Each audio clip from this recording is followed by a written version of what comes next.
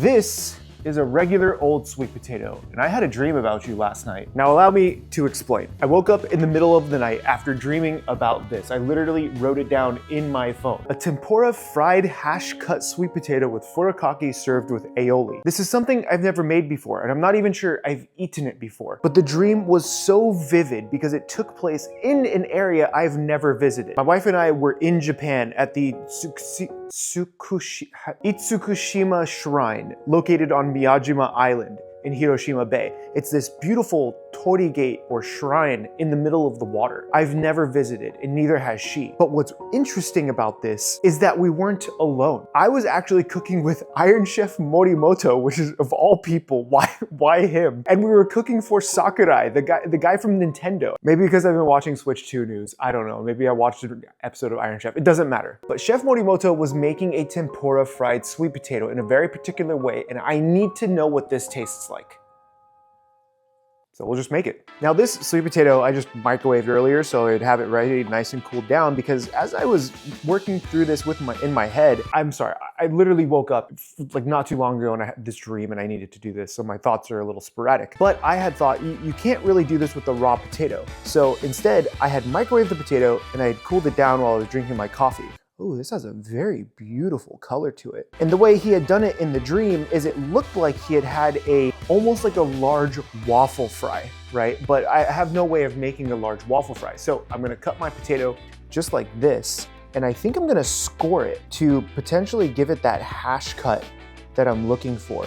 So I'm not gonna cut all the way in, I'm gonna cut just a little bit into the flesh of the potato on both sides, and I'll see if this can make kind of an accordion thing going on to it. Will this be good? I don't know. I don't think I've had furikake tempura fried sweet potato under a shrine. I don't have a shrine today, unfortunately. But this is kind of what it looked like. You can see there's little hash cuts in there. Maybe it's just a waffle fry. I don't know. This is probably gonna be a quick video because I just wanted to know what this tastes like. Is that so wrong?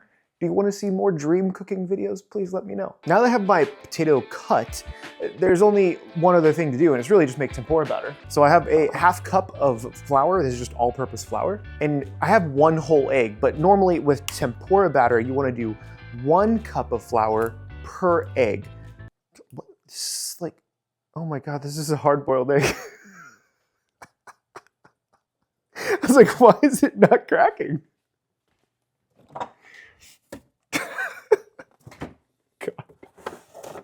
Hold on, let me get a regular egg. Oh God, here we got a raw egg. Let me get back to my thought. Oh, this video is delusional.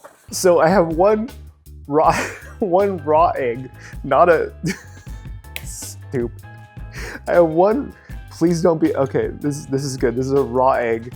Dude, what is happening today? I just wanted to try this. What was I saying? Oh yes, normally it would be 1 cup of flour per egg. But since I'm only doing a ½ cup of flour because I don't really need too much, I'm gonna whisk this together and I'm gonna just add like half the egg.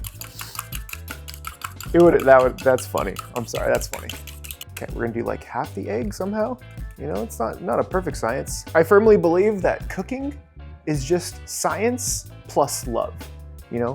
But sometimes maybe it's like a soft science, you know? Maybe it's not a hard science. That's a thing, right? Now, the other thing that I'm gonna do is I'm gonna use some soda water for my tempura batter. Now, if you don't have like a soda stream machine like what this is, you can just use regular ice water. Just make sure the ice water is obviously ice is really cold because it's ice water, Paul. Make sure the water is really cold. But since I have this, I'm gonna use it. And I'm just gonna press this a couple of times and we'll get some soda water going. I like mine extra bubbly, so I do like 4 shots of this soda stuff. And then that should be good. Take this out, and I'm gonna add in some of my soda water directly to my flour and my egg. Now, I worked with a one-eyed chef named Beto, and Beto had told me that the best consistency for tempura batter is like runny vanilla ice cream. You know, like maybe vanilla ice cream that sat in the fridge maybe for a few hours, or it's sat out for a little bit and it has that runny texture where it's not fully liquid, but it's not fully solid. So I'm gonna mix this all together until I kind of get that texture going. I also don't like to overwork my tempura batter, but I just gotta use a whisk. It's just, it breaks down a bit better. And the other thing with tempura batter is that it is best if you make the batter and then you let it rest for like an hour. The reason for that is because whenever you make any batter, cakes, breads included, whatever, is that you're developing gluten as you work the flour, right? So to get that really beautiful, nice, crisp, airy texture that is normally associated with tempura batter or even beer batter that I've made thousands of gallons of when I worked at an Irish restaurant and we were making fish and chips. Normally we would let it sit so you get a nice airy texture to it. So to kind of alleviate that, instead, I'm just going to lightly mix this. And then, because now I have that really beautiful texture, this is what one-eyed Beto would describe to me. So you can kind of pick it up with your hands and it's like this, you know, it's not fully liquid, it's not fully solid, it kind of has this like ribboniness to it. That's kind of what you're looking for, right? So this way it's gonna be nice and airy when we go to make this. That looks great. Okay. But one thing I had definitely remembered in the dream is that Chef Morimoto had used nori inside the tempura batter. And nori is just like flaked seaweed, and I could have sworn I had some, but I couldn't find it, and it's very early. But I do have nori furikake, which is a rice seasoning. It's not the same as just straight up seaweed, like crushed seaweed. This is a good alternative, and I actually really like this. So we're gonna do a hefty amount here because I remember in the dream, it was almost like this green looking tempura batter. And this is, yeah, we'll just use all of it. This is not an uncommon thing in Japan from what I understand, like putting nori in your batters or anything like that. So, you know, maybe, I probably had this before. I'm pretty sure I've had something like this before. I'm gonna gently mix this together with my whisk. Look at that. You can see how much like nori furikake is in there. That's good. That's what I wanted to see. Okay, cool. Potato, we're gonna fry the potato. But before I fry the potato, I am gonna put just a little bit of salt, just a touch, right onto the potato. I'm gonna like rub it into the potato a little bit on both sides, just to make sure it's nicely seasoned, because this is a thicker piece of potato, so I just want to make sure it's seasoned. Now with the batter ready and the potato ready, I'm going to let the batter rest a little bit longer, and I'm going to make the tangy spicy mayo card from Cooking with Chaos. This one is pretty simple, so it only needs like 4 or 5 ingredients in it, and I think it's going to go really well with the potato, because I distinctly remember like Chef Morimoto had put the potato on the cutting board, and when it was done, the potato was much bigger in the dream. He had cut it into a few pieces and we were dipping it in a mayo sauce. Couldn't tell you what it was, so we're gonna go with this one. My Cooking with Chaos tangy spicy mayo does make about, I think it makes about 1.5 cups of sauce. I don't actually want 1.5 cups of sauce, so instead I'm going to scale it way, way down. I'm just gonna do enough for what I think I might want to have with this potato. I don't need all of the sauce right now. And what's great about Cooking with Chaos, link in the description, but I'll talk about that later, is that you can scale down the recipes because every recipe, for the most part, can be divided by 4. So if you're making a bunch of it, you can make a bunch of it. If not, you can just make a small amount and just divide it by 4. Try to make sure I did that for you guys. Now I'm gonna do a little bit of my sriracha or sambal or I don't know, Valentine's, you know, throw some chalupa in there, do whatever you want. Do whatever you want. Not chalupa, that's a Taco Bell food. Maybe you can make a sauce with the chalupa, but that's a project for my boy Josh at Mythical Kitchen. So Josh, if you ever see this, please make a sauce out of chalupa, thank you. 1 clove of crushed garlic. Be very careful here with my very nice sashimi knife. This video is a little unhinged, I apologize. A little pinch of salt, crack of black pepper. Give this a nice little mix. Just make sure it's all incorporated. You know, we're not being fancy here. We're just trying to eat our dreams. That looks good. This is ready to go. Give this a little taste. Oh, I love that sauce so much.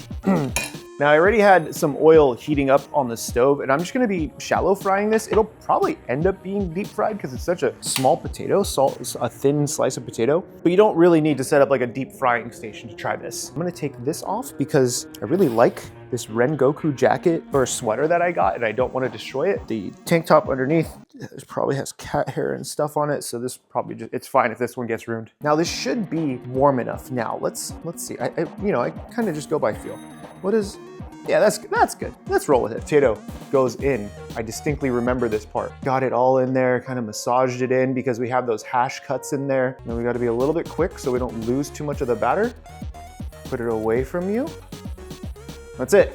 Now we just wait, you know, I don't know, man. Inspiration comes from anywhere, so. Now, if you do have a deep fryer or whatever at home and you have a thermometer, I would recommend going for like 325, maybe like 330 on the oil, only because this is a cooked potato, so we don't have to really like cook it further. And I wanna warm the potato through without burning the batter. So you're trying to find that balance. When I was making lots and lots of shrimp, I was a tempura cook for a small sushi bar for about a year. I was responsible for cooking hundreds of pieces of tempura shrimp every night. We had one fryer that was set up to about 375, and the other fryer was 325 for tempura vegetables and things like that. The higher temp fryer was meant for the shrimp because it actually had to cook the shrimp, whereas a lot of the times the other stuff could just be you're cooking the batter instead. Let's see what this looks like. We're just trying to get some color on it.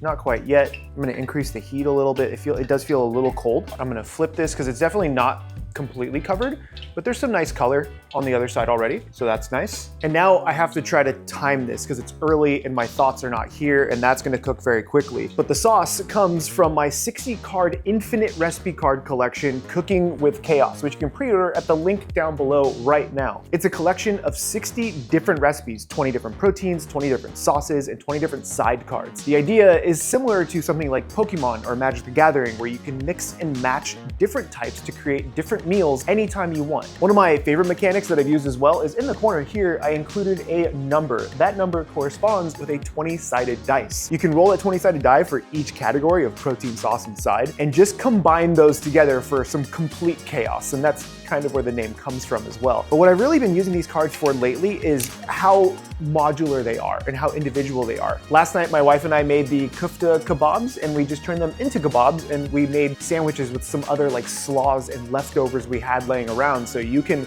just pick an individual card and make that for meal prep. And the reason why I say meal prep as well is because I loaded these cards with as much info as I could. On the back, there's macronutrients at the bottom per serving. That way, if you want to meal prep, you can meal prep based on the macronutrients on the back of each card. I think this is pretty close to done. Almost there, almost there. Getting some nice color now. Okay, we're gonna flip it one more time and I think we're gonna be good. So if you wanna pre-order Cooking with Chaos, I'll leave a link in the description below or the QR code on screen, and you can pre-order right now. They're on a boat from overseas and they're arriving really soon, so I can't wait to ship these out to you guys. I've been working on these for 3 years and I really think you'll love them. All right, you go pre-order.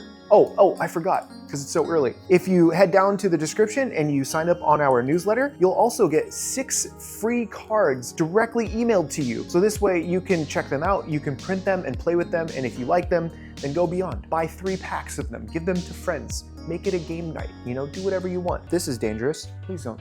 You know what, let's just move it from the oil. I need to, please pre-order Cooking with Chaos. And our potato is ready. There it is, look at that. It looks like a fillet of fish. Let me get this out of the way because I do not feel confident in my abilities this early in the morning.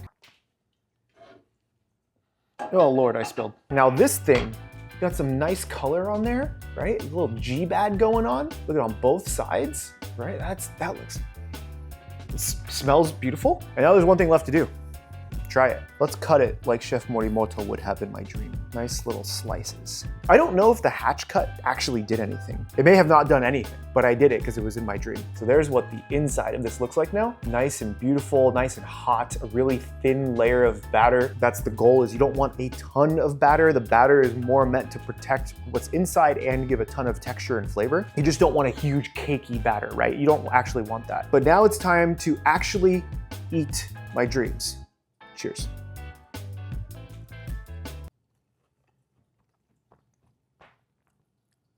I should eat my dreams way more often like that. Let me explain to you what this tastes like. You get the beautiful sweetness of that sweet potato inside, and so I don't think you should actually make it with a regular potato. It will not taste the same. The batter itself, I can't taste too much of the furikake. It does get a little bit lost with the batter, but there's a hint of the dashi that comes through, a little bit of that umami, so not too much. But then the sauce itself adds so much flavor. It's rich, it's tart, it's spicy, it has a beautiful texture and a beautiful flavor. And I mean, why would you not want that? This is like when you go to McDonald's and you're like, yo, can I get like 800 extra sauces? That's what you want in your life. This is so good.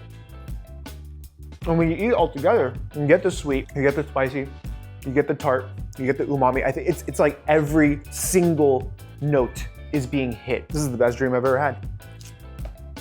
Wow. If you've ever dreamt about food, let me know in the comments down below. Maybe I'll make one of your dreams and I'll eat your dreams too, like a weird Chef Freddy Krueger. My name is Paul. Don't forget to pre-order Cooking with Chaos at the description down below, and I will see you in your dreams.